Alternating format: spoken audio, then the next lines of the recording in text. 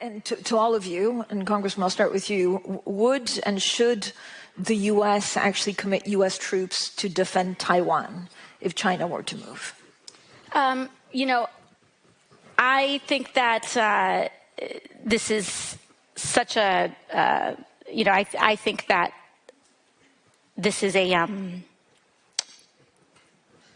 of course a very longstanding policy of the United States. And I think what we are hoping for is that we want to make sure that we never get to that point. And we want to make sure that we are moving in all of our economic research and our global positions to avoid any such confrontation and for that question to even arise. So Alexandria Ocasio-Cortez decided that she was going to go to Munich along with a lot of other Democratic presidential hopefuls. However, unlike those presidential hopefuls, it turns out Ocasio-Cortez, as we all knew who have paid attention to her, is incredibly weak on foreign policy. So she just had a series of embarrassments one after another. And one of the most notable embarrassments was that Taiwan clip right there, where when asked what she would do or what the United States should do if China decides to invade Taiwan, which, by the way, they consider to be basically a rogue province that they might want to take control over in the same way that they did to Hong Kong. And Ocasio-Cortez says, well, what we should do is make sure that they do not invade Taiwan, which, yes, everybody agrees with that. But of course, the hypothetical was what happens if they do invade Taiwan. So the answer to what should we do in response to a Taiwan invasion shouldn't be we should not have them invade Taiwan for obvious reasons. So we're going to break this down. We're also going to talk about Ocasio-Cortez's new and interesting takes on white people and the lack of white culture, and how actually cowboy culture coming from Spaniards doesn't make any sense at all, even though when she describes it, you'll realize that she's essentially saying that cowboy culture does in fact come from Spaniards. But whatever, we're going to get into this. We're going to break this down. But before we do, I want to thank everybody who supports this channel via actualjusticewarrior.com/join. Give me the money. Give me the money. Okay. So Ocasio-Cortez has been described as a kid who didn't do the reading, that essentially looked up Spark Notes 10 minutes before she decided to show up to this particular event. And this is the excuse for why she was so bad when asked about Taiwan, which is considered a gotcha question because it was asked as a follow-up against her. But in reality, this was a very friendly interview. And if you're going to be talking about the US on the world stage and talk about our rivalry with China, this would obviously be a point of contention that you should be prepared for. But in addition to that, I will also point out that reading the Spark Notes on a chapter of a book that you didn't actually read is far more than what Ocasio-Cortez did in this scenario, because obviously what was happening here is that she was repeating things that she vaguely remembered other people say without actually understanding what she was even talking about. First and foremost, I think we need to revisit our commitments to international aid. Not just USAID, but the dozens of global compacts that this current Secretary of State and President Trump have withdrawn from. They are looking to withdraw the United States from the entire world so that we can turn into an age of authoritarians that can carve out the world where Donald Trump can command the Western Hemisphere and Latin America as his personal sandbox, where Putin can saber rattle around Europe and try to bully around our own allies there, and for essentially authoritarians to have their own geographic domains. And it actually is the Trans-Pacific Partnership. It is our global alliances that can be a hard stop against authoritarian consolidation of power, particularly in the installation of regional puppet governments. And a perfect example of this is that she mentioned the Trans-Pacific Partnership over and over again, which is not actually a military alliance. That's called something else. The TPP was a trade deal in order for the United States to work with countries in Asia in order to subvert China and have economic influence on those places. But it wasn't actually something that was related to a military alliance, what people describe as the potential NATO of the Pacific, that is also being proposed simultaneously closely with those nations. And what's funny about this is that Ocasio-Cortez, among many other progressives, and by the way, certain right-wing politicians, including Donald Trump, were opposed to the TPP because they essentially called it a NAFTA with the Pacific, and they didn't like those aspects of it. And that's one of the things that Trump ran against in terms of Obama. And again, Ocasio-Cortez and the other progressives were also against. So in this particular scenario, she's bringing up something as valuable that she's actually opposed to, because again, she vaguely remembers hearing about these things and doesn't actually understand what she's talking about. But in addition to that, her failure to understand what is actually American foreign policy is kind of hilarious, because she talked a lot about how Trump is subverting us away from norms and the rules-based order, and again, all these phrases that are essentially buzzwords on the foreign policy stage for her. But in reality, our position on Taiwan is called strategic ambiguity, where essentially we don't say that we won't send troops to defend Taiwan. We actually don't say that we will do so, but we try to discourage China from invading by not letting them know what we're actually going to do, because either firm position could actually lead to China invading Taiwan much more quickly. Now, most people treat this as an eventuality that they will do this. They will try to take what they describe as a rogue province, but essentially we're not trying to flub the one China policy in order to provoke them into taking Taiwan as a response to us flubbing that policy, but simultaneously we don't want to come off as so weak that they could just do this without being answered. Now look, I don't know exactly when China is going to make their move, but the thing is, we are inching closer to China making this move, and part of the reason why actually has to do with US policy. However, not US policy in the way that Ocasio-Cortez or many people who consider themselves to be non-interventionists are describing, because a lot of people will say, oh, the US is surrounding China with military bases. Now, of course, they're ignoring the fact that we were invited to all those countries by the host nation because they're worried about China, who's actually expanding their presence in what they call the South China Sea by building all these man-made islands in order to extend their reach. But it's actually due to the fact that we passed the CHIPS Act, which was intended to bring domestic chip production back to the United States of America in response to the supply crunches that happened during COVID, because about 93% of the world's super high-end chips end up coming from Taiwan. And this is actually Taiwan's silicon shield, because if China, who is also dependent on these Taiwanese chips, ends up invading Taiwan, production will crash, and that will actually cripple their own economy. Now, make no mistake about it, this is not a perfect one-to-one historical analogy to the situation that Taiwan finds themselves in, because obviously China is a greater military power, even with the chip advantage currently in Taiwan, but it's essentially a similar position that the Japanese found themselves in prior to attacking the United States of America during Pearl Harbor, where essentially they had to do a risk calculation on whether or not they could do enough damage to knock the Americans out of the war, because the Japanese did not have significant oil reserves, and obviously the United States of America, who is exporting oil to Japan prior to Pearl Harbor, and by the way, starting to limit those exports, was of course the chief supplier. So attacking us could have led, and did lead in that situation,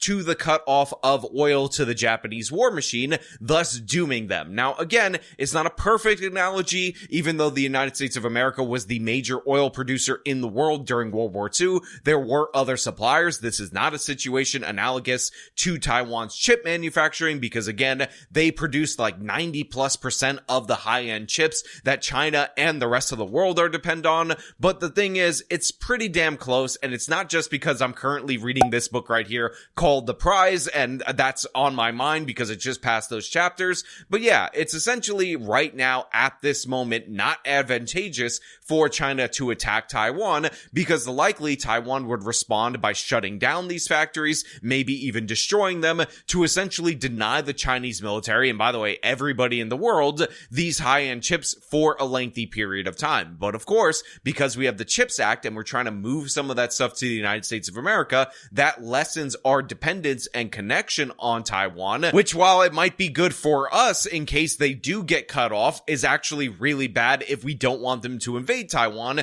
because if we're less dependent on them, if we're less closely associated with them, we're less likely to defend them, and that might increase China's ideas on taking the particular rebel province, as they call it, or independent independent nation as other people refer to it. Now, again, I don't expect Ocasio-Cortez to get into all of this or know a lot about this or anything of the sort, but, reminding the Chinese or reminding people that it would be disastrous for the Chinese to invade Taiwan at this moment in time would at least show that she knows something, and of course, understanding what the United States position is, which is we're gonna basically say up to the moment that we will defend Taiwan in our rhetoric and in our actions without actually saying it, because we don't want to provoke the Chinese into trying to take it under the premise that we're saying that we absolutely will defend it. Again, strategic ambiguity is the technical posture or the name for the posture that we have on that issue. Ocasio-Cortez also hilariously talked about Venezuela and how we removed Maduro, and somehow this is related to Venezuela being south of the equator.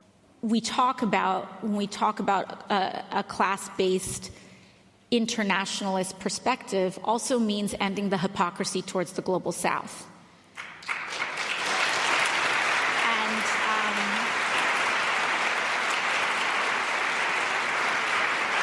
that is a challenge that is difficult for much of the typical crowd at Munich to hear. We look at what happened in Venezuela, for example. It is not a remark on who Maduro was as a leader. He canceled elections. He was an anti-democratic leader. That doesn't mean that we can kidnap a head of state and engage in acts of war just because the nation is below the equator. And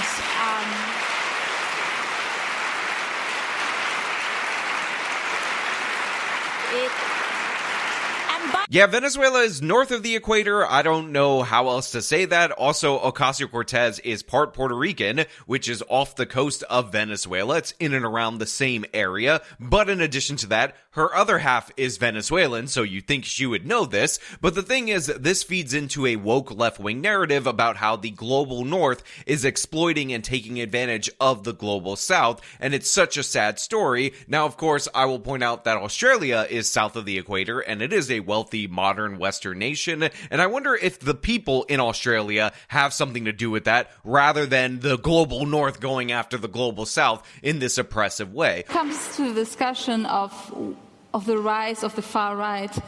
Critics, especially on the conservative political spectrum, often will claim that the political left is partly to blame because it has been too woke or concerned with identity politics. So I know this accusation has been leveled at you at times as well, although whenever I check your social media, you're on the picket line or striking with workers. Nevertheless, how do you respond to this accusation that progressive kind of must choose between being pro-worker on the one hand or pro-immigrant, pro-climate, pro-LGBT? Also, there was another point where Ocasio-Cortez was making the case that the woke stuff is actually not being pushed by her. And by the way, the person doing the interview also played into this. Q, on the other hand. Yes, well, I think it's true that the prevailing message that I discuss has always been class-based issues. There is a political establishment, and I'll call this an economic power establishment in the United States that seeks to use cultural issues as a division. And part of that is also by trying to mischaracterize many on the left as saying, the prevailing thing that we care about is this. When in reality, that's absurd. Here's a clip of Alexandria Ocasio-Cortez not only pushing Latin X, but also pushing other variants of Latino that aren't Latino because we have to be gender neutral. I wanted to have a note on gender inclusivity in Spanish language. People sometimes like to make a lot of drama over the term Latinx, but even before Latinx, people were trying to do this use an at to have the A and the O together. Gender is fluid, language is fluid, and I think people right now are using the E term as gender neutral in order to be as inclusive as possible. Don't have to make drama over it. I also have a mini rant about this because there are some politicians, including Democratic politicians, that rail against the term Latinx. And they're like, this is so bad. This is so bad for the party, like blah, blah, blah. And like, it's almost as though it has not struck some of these folks that another person's identity is not about your reelection prospects. Like, this is not about you. Second of all, if putting a little X on your campaign literature is what you think is the difference between winning or losing an election, you need to talk about healthcare more. You need to raise people's wages. You need to talk about more issues that also matter to people. That being said, why are people opting for trying to use Latine over Latinx? Well, Latinx can be convenient in written form because you just put down an X and people can kind of mentally put in whatever vowel they identify with. But it's kind of hard to say. So Latine, you avoid the masculine O, you avoid the feminine A. Latine, E, is a little more neutral, so it can be more inclusive to people. For example, saying nosotres. That being said, if you don't want to use it, no one's forcing you to. But for people who enjoy trying to figure out language and have it meet the modern age, that's kind of where it's at. So for her to say that she's not focused on that stuff, the woke stuff, the social stuff, that's just to divide you, when she absolutely 100% is absurd. AOC is among the most woke of the politicians, and by the way, people who pretend that Bernie Sanders or any of these left-wing progressives aren't just as woke as her or just as woke as anybody, again, liars to their core. She also ended up trying to contradict Marco Rubio on a great number of things, including this hilarious clip where she was responding to Marco Rubio saying that cowboys are something that came to the Americas basically from Spanish culture, and Ocasio-Cortez responds with the following. You are starting to see the ascent of the right, even in places like Munich. Marco Rubio's speech was a pure appeal to Western culture. My favorite part was when he said that American cowboys came from Spain. I thought they came from Winnetou, but I believe the Mexicans and descendants of African enslaved peoples would like to have a word on that. So first of all, and this should be obvious, Mexico also came from Spanish culture. So if you're saying the cowboys were Mexicans, spoiler alert, those are the descendants of the Spaniards that came to that territory that definitely was not called Mexico prior to the Spaniards. In addition to that, the reason that there are black people all over Latin America is because of the Spaniards. They brought in slaves from Africa to the Americas. In addition to that, the reason there are horses in Latin America is because of the Spaniards. In addition to that, even cows came from Europe. The Spaniards also brought some over into their areas. Obviously, other peoples brought horses and, of course, cows and whatnot from Europe to the Americas, but these are all things that are not indigenous to Mexico. I don't know what an indigenous Mexican actually is.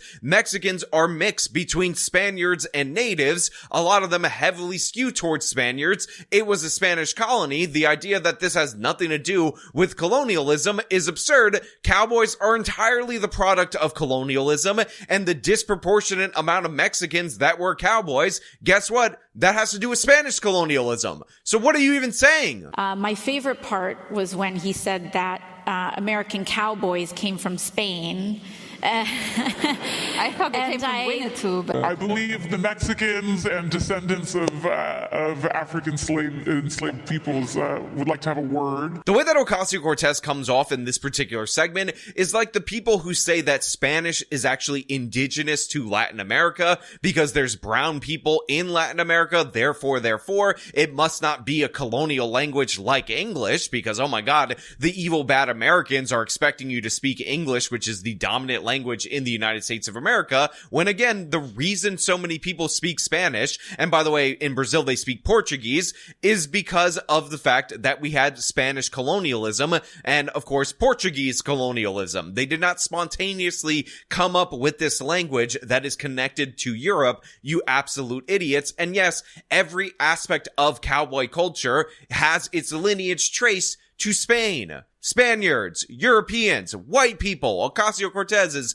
greatest nightmare. And by the way, she ended up going on this other rant related to white people, doing the whole white people have no culture thing, as of course she's trying to attribute things that came from white people and white people's cultures to minority groups that are of course attributed to white people, but whatever. And she did this whole song and dance about how there is no so-called white culture, and in reality, Europeans are actually very distinct from one another, which is absolutely true, but there's one little tiny flaw in the way that Ocasio-Cortez is phrasing this. You alluded to it several times. Marco Rubio outlined a transatlantic relationship based on cultural heritage, Western civilization, Christian heritage. And, well, we could also just call it what it is, white, shared white history. And yet here we are, Congresswoman Ocasio-Cortez, two women of Latin American heritage, lawmakers in the US and Germany, in a time of democratic stress and global transformation, renegotiating the transatlantic relationship. So what do you think? Are we the transatlantic establishment worst nightmare or bright future?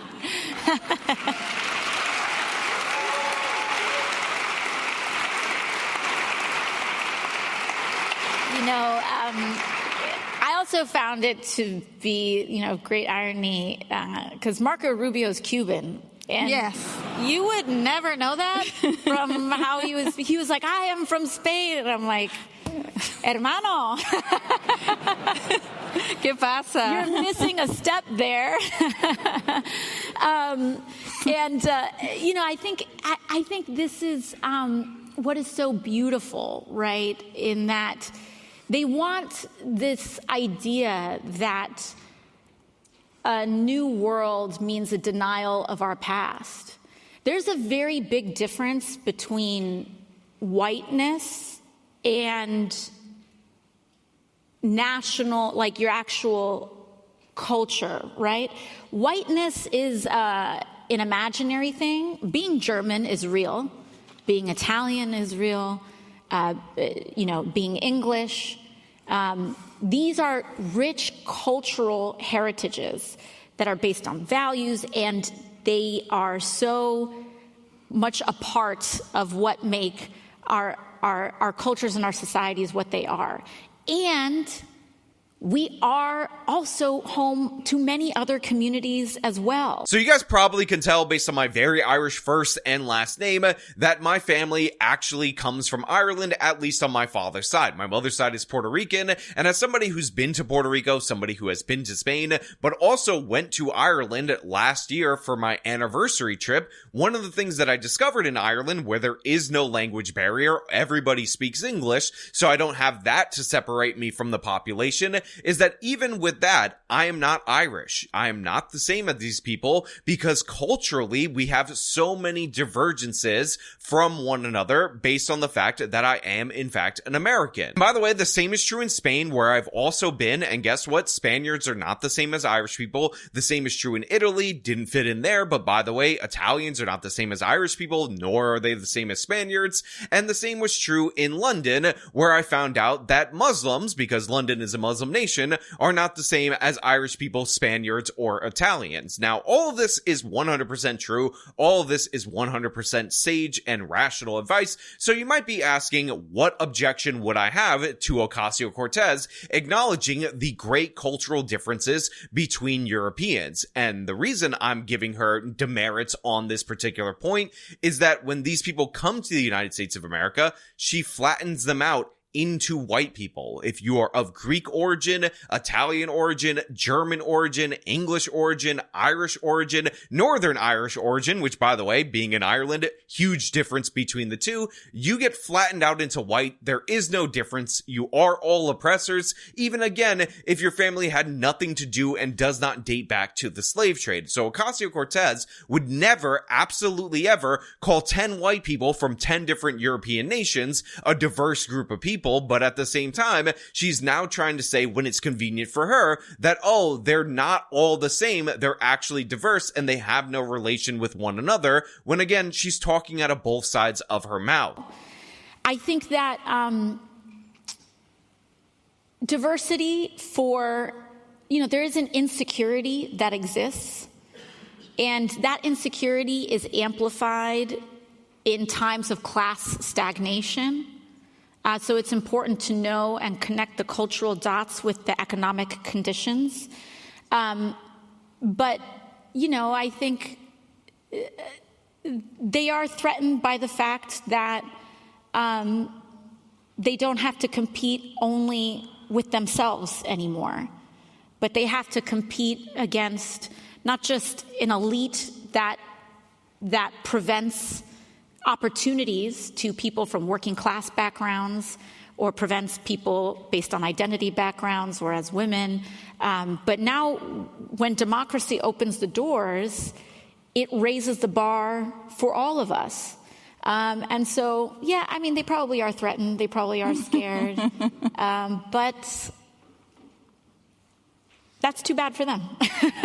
That's their problem. And that's the thing. While we know this to be technically true about people who descend from all different parts of Europe, the fact is it's only true when it's convenient for people like Ocasio-Cortez, because her primary goal, no matter what the situation is to denigrate and devalue white people from all different European nations. So if talking about the diversity in Europe is better equipped in that particular scenario to undercut white people, then guess what? She's going to talk about the diversity of Europe. If it's better to flatten them out into one group, one oppressor group, like it is in many cases in the United States of America, guess what? All of those differences also get flattened out, and somehow somebody from Poland is the same as an Italian, when we all know that's absurd. That's ridiculous. The reason why Europe became such a dominant force in the world is because you had all these different cultures that were competing with one another for dominance in the region and then dominance worldwide. And that's why European cultures are so dominant around the world. And by the way, that's why among the best nations, typically they are either in Europe or European colonies or former European colonies, with the notable exceptions of Korea and Japan and all these technologically advanced places in Asia, which by the way are not strangers to Western intervention. I mean, South Korea's prosperity was quite literally paid for by the blood of Americans fighting against the communists, making that cutoff the demarcation line. And we see what these people do when they have crappier ideas, communism and whatnot, as compared to when they actually have at least closer to a market system. Which, by the way, market systems, yes, were spread around the world by the West, and it is a great thing that that happened. But of course, I want to know your thoughts down in the comments below about Ocasio-Cortez's piss poor performance. Do you think this will negatively impact her presidential campaign, or do you think it doesn't matter? And also, what do you think about Ocasio-Cortez going onto the world stage and essentially transforming from a woke Bernie Sanders type to Kamala Harris in record time? Again, all your thoughts down in the comments below. As per usual, if you like this video, show them by leaving a like, subscribe for more content, follow me on the social medias, support me via support links in the description of this video. This has been me talking about Ocasio-Cortez falling flat on her face. Till next time.